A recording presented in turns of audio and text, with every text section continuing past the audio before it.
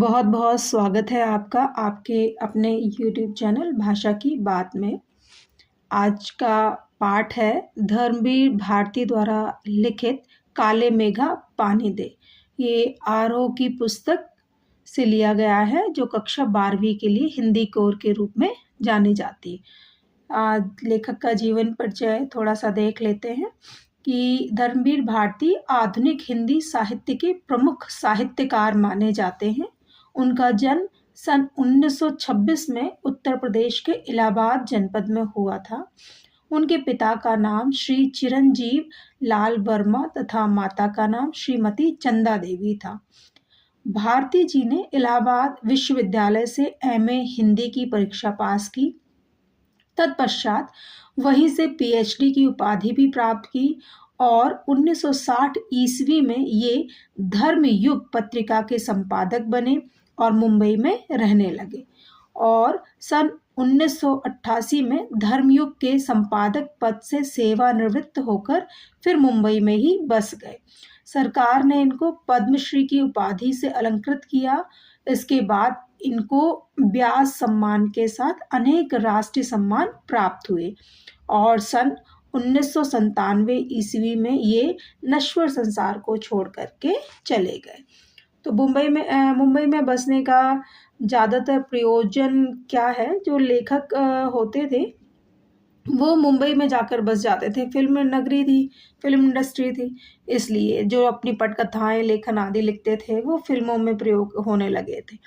तो पाठ का सार पे चलते हैं। काले मेघा पानी दे। काले मेघों से जैसा कि विदित है, जो पानी के मेघा होते हैं, जो बादल होते हैं वो काले रंग के होते हैं। आप देखते भी ना, जब बारिश होने लगती है तो चारों तरफ से काले काले मेघ घिर जाते हैं। उसी के ऊपर ये एक व्यंग रूप में दिया गया धर्मवीर भारती जी का लेख है। काले मेघा पानी दे संस्मरण मतलब जो यादों के आधार पर, जैसे कि भक्तिन पाठ आपको मैंने बताया था, पढ़ाया था।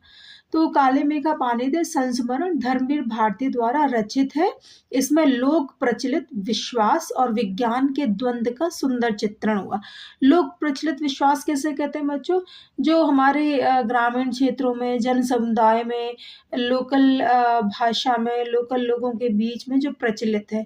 और एक विज्ञान जो साइंस होता है। साइंस क्या होता है? पर उसे प्रूफ चाहिए, उसे तर्क चाहिए, वो ऐसे ही बिलीव नहीं करता किसी चीज़ में। तो ये पार्ट भी लोक प्रचलित विश्वास और विज्ञान के द्वंद्व के बीच में एक सुंदर चित्रण हुआ है। विज्ञान का अपना तर्क है और विश्वास की अपनी सामर्थ्य। ठीक है, जिस प्रकार से हम सब अपने अपने अनुसार, अपने अपने धर्मों के अनुसार अपने ईश्वर में, अपने परमात्मा में विश्वास करते हैं, लेकिन अगर उसको विज्ञान के तौर पे देखा जाए तो भले ही वैज्ञानिक कितना भी बड़ा हो, उसे किसी ना किसी प्रूफ की ज़रूरत है। लेकिन जब स्वयं की बात आती है तो वो भी कहीं ना कहीं उसके अंदर भी एक डर, एक विश्वास छिपा होता है, लेकिन फिर भी सामने से उसे हर चीज़ का एक प्रूफ चाहिए। कह रहे इसमें कौन कितना सार्थक है, यह प्रश्न पढ़े लिखे समाज को उत्तेजित करता रहता है। इसी दुविधा को लेकर लेखक ने पानी के संदर्भ में ये प्रसंग रचा है। क्योंकि आजकल तो यूट्यूब या मीडिया का ज़माना है, तो आजकल जो आप जैसे यंगस्टर्स हैं, बच्चे हैं, वो कई बार वो प्रश्न करते हुए नजर आ जाते हैं ना कि शिवलिंग पर दूध क्यों चढ़ाएं, क्यों वेस्ट करें, उसको क्यों बर्बाद करें। उसी तरीके से विज्ञान और अपने विश्वास का एक अपना तर्क है, तो वो लेखक ने यहाँ पानी के रूप में लिया। लेखक ने अपने किशोरपन जीवन के इस संस्मरण में, किशोरपन मतलब जो उनकी यंग एज, किशोरपन जीवन के संस्मरण में दिखलाया है कि अनावृष्टि दूर करने के लिए, अनावृष्टि मतलब बहुत टाइम से जब बारिश नहीं होती तो उसको हम कहते हैं अनावृष्टि, दूर करने के लिए गांव के बच्चों की इंद्रसेना द्वारा पानी मांगने चलती है। लेखक का तर्कशील किशोर मन भीषण सूखे में उस पानी को निर्मम बर्बादी के रूप में देखता है।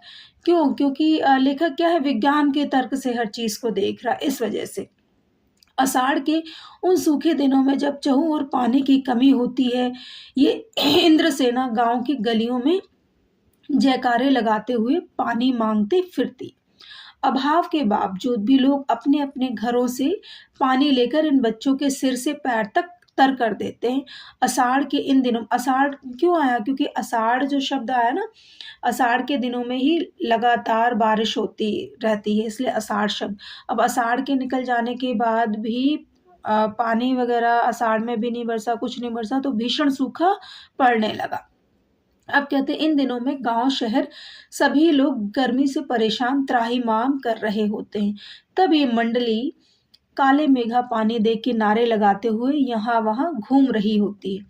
अनावृष्टि, बारिश का न होना इज कॉल्ड अनावृष्टि, के कारण शहरों की अपेक्षा गांव की हालत शासतपूर्ण हो जाती है। खेतों की मिट्टी सूख कर पत्थर हो जाती है, जमीन फटने लगती है, पशु प्यास के कारण मरने लगते हैं, लेकिन बारिश का कहीं नामो निशान नहीं होता।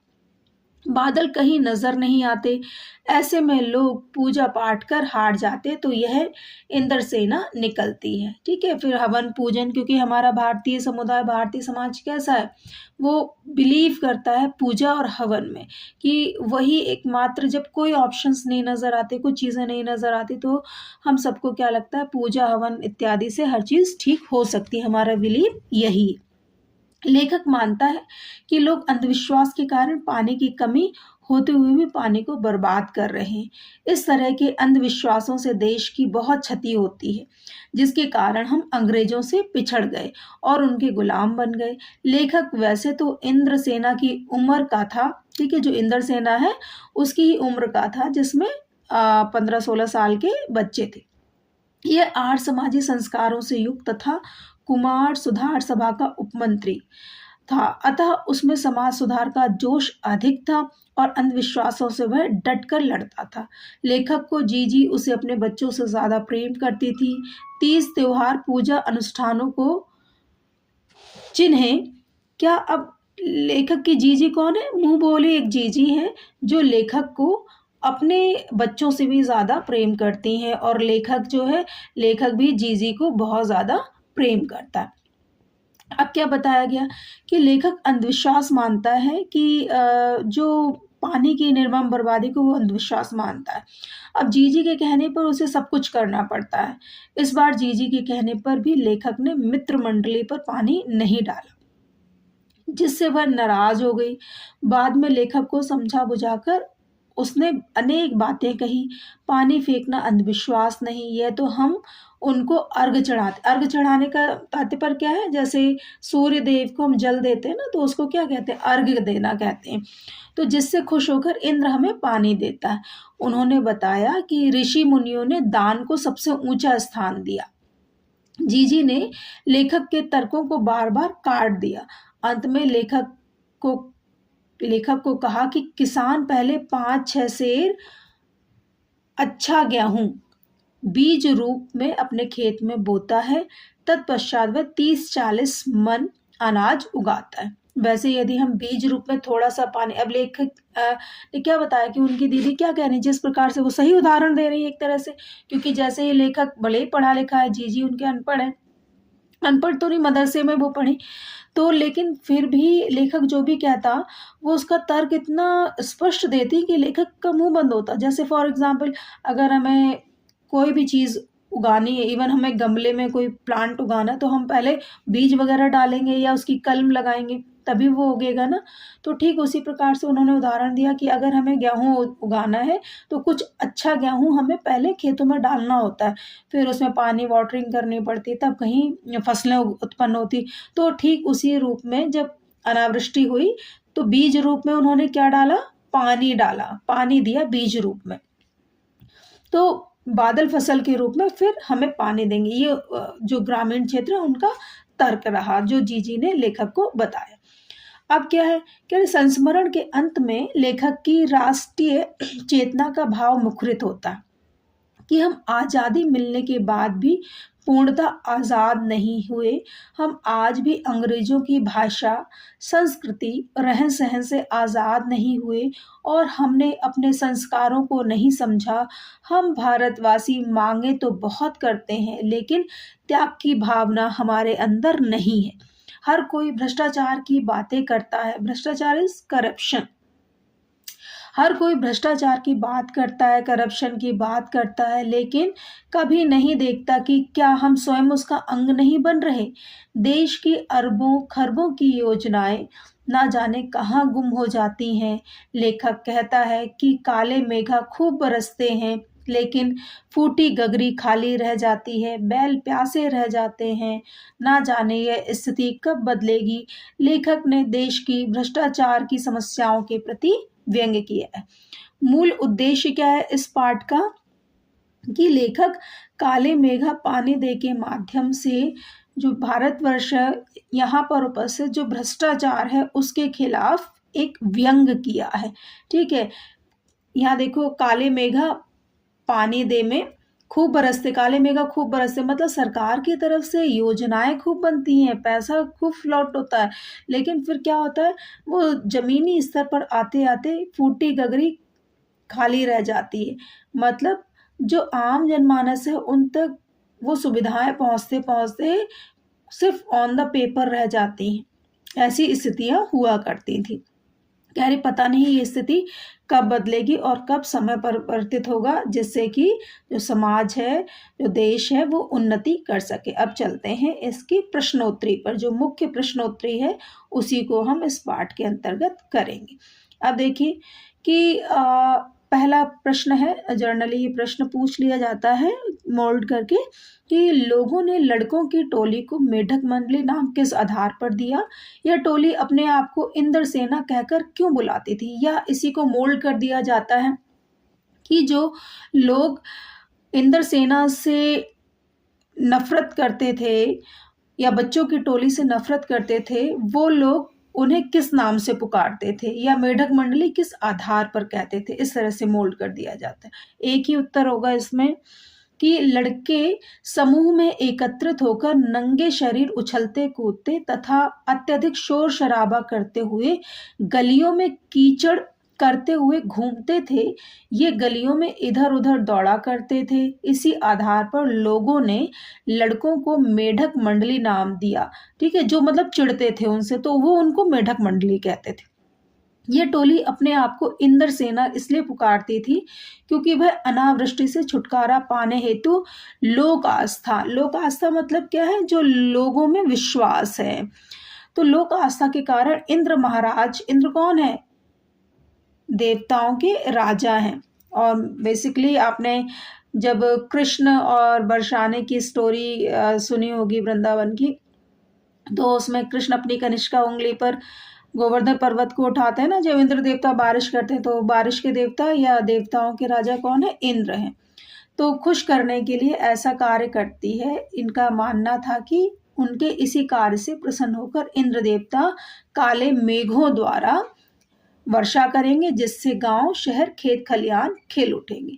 अगला प्रश्न देख लेते हैं कि जीजी ने इंद्र सेना पर पानी फेंका जाना क्यों सही ठहराया। जैसे कि हमने अभी संक्षिप्तीकरण में पढ़ा था कि जीजी ने क्या कहा था कि हम इंद्र सेना पर पानी नहीं फेंकेंगे तो इंद्र भगवान हमें पानी कैसे देंगे। यह पानी की बर्बादी नहीं बल्कि यह तो पानी का अर्घ है, जिसे हम कुछ पानी की चाह लेकर चढ़ाते हैं। मनुष्य जिस वस्तु को दान में नहीं देगा तो फिर कैसे पाएगा। जाहिर सी बात है, अगर हम देना नहीं सीखेंगे तो हमें प्राप्त कैसे होगा। तो संसार में ऋषि मुनियों ने दान को सर्वोत्तम बताया। बिना त्याग दान नहीं होता। त्याग भावना से जो दान दिया जाता है उसी से फल की प्राप्ति होती है। जिस प्रकार किसान पहले अपने खेत में 5-6 सेर अच्छे गेहूं की बुवाई करता है, तब उसे 30-40 मन गेहूं की पैदावार होती है। ये तो हो गया पाठ के आधार पर। अगर आप अपने सामाजिक स्तर पर कुछ इस प्रकार की चीजें देखते हैं ना, जैसे दान या जैसे इंद्र सेना या और भी लोग प्रचलित विश्वास, वो भी इसमें इंक्लूड करके आप लिख सकते हैं। इसमें ध्यान रखना कि कितने नंबर का पूछा गया। अगर 3 नंबर का पूछा गया तो इतना बहुत है, 2 नंबर का पूछा गया तो इसी को 2 मार्कर में आप इंक्लूड कर दो, इतना डिटेल नहीं लिखना आप। फिर क्या है, पानी दे गुड़धानी दे, मेघों से पानी के साथ साथ गुड़धानी की मांग की जा रही। गुड़धानी बच्चों क्या होता है कि अगर बारिश नहीं होगी तो खेतों में फसलें नहीं होंगी, और फसलें नहीं होंगी तो जैसे गन्ने की खेती है तो अगर गन्ना नहीं होगा तो गुड़ कैसे बनेगा, ठीक है। बारिश नहीं होगी तो अनाज नहीं उत्पन्न होगा, तो चने कैसे उत्पन्न होंगे, मतलब अनाज कैसे उत्पन्न होगा। तो जब ये सारी चीज़ें नहीं होंगी तो गुड़ और चने को मिला करके जो मिष्ठान बनता है, गुड़धानी कहते हैं, जैसे चने के लड्डू जो होते हैं, तो उसको कहते हैं गुड़धानी। तो वो कैसे बनेंगे, तो इसीलिए यहाँ पर लेखक ने लिखा है कि पानी दे गुड़धानी दे, मेघों से पानी के साथ गुड़धानी की मांग क्यों की जा रही।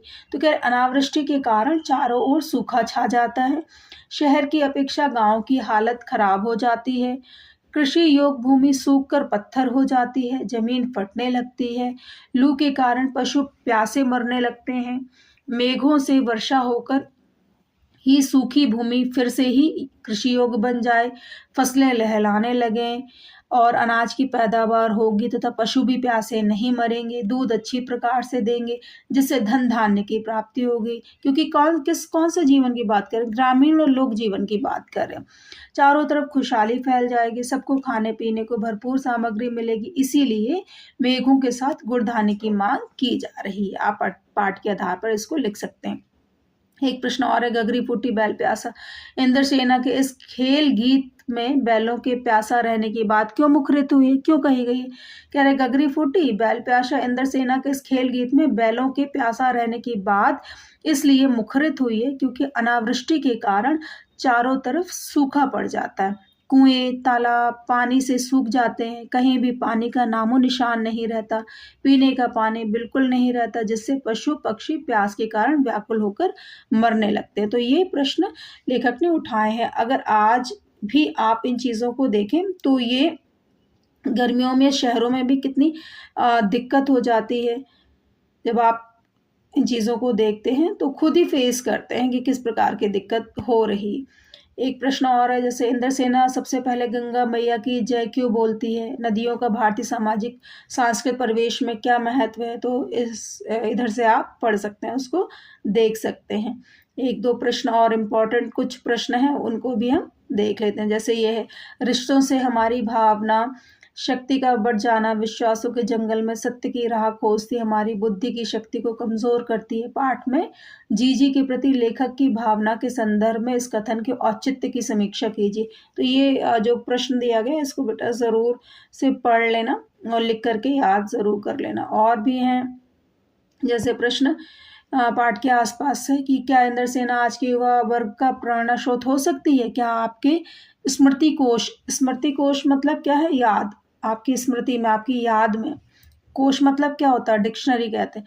तो कह रहे आपकी यादों के खजाने में क्या कोई ऐसा अनुभव है जब युवाओं ने संगठित होकर समाज उपयोगी रचनात्मक कार्य किया हो। तो अगर एक तो इस पाठ के आधार पर आप ले लेंगे और दूसरा आपने अगर कहीं चीज देखी है तो उसको ले लेंगे, ठीक है। तकनीकी विकास के दौर में भारत की अर्थव्यवस्था कृषि पर निर्भर है। कृषि समाज में चैत्र वैशाख सभी माह बहुत महत्वपूर्ण है, पर आषाढ़ का चढ़ना उनमें उल्लास भर देता है ना। आषाढ़ का चढ़ना, जैसे आपने गीत भी सुना होगा, काले मेघा पानी दे गुड़धानी दे, ये तो पाठ में लोकगीत है। फिर बरसो रे मेघा मेघा बरसो रे, तो कब बरसते हैं मेघ, आषाढ़ के दिनों में बरसते हैं।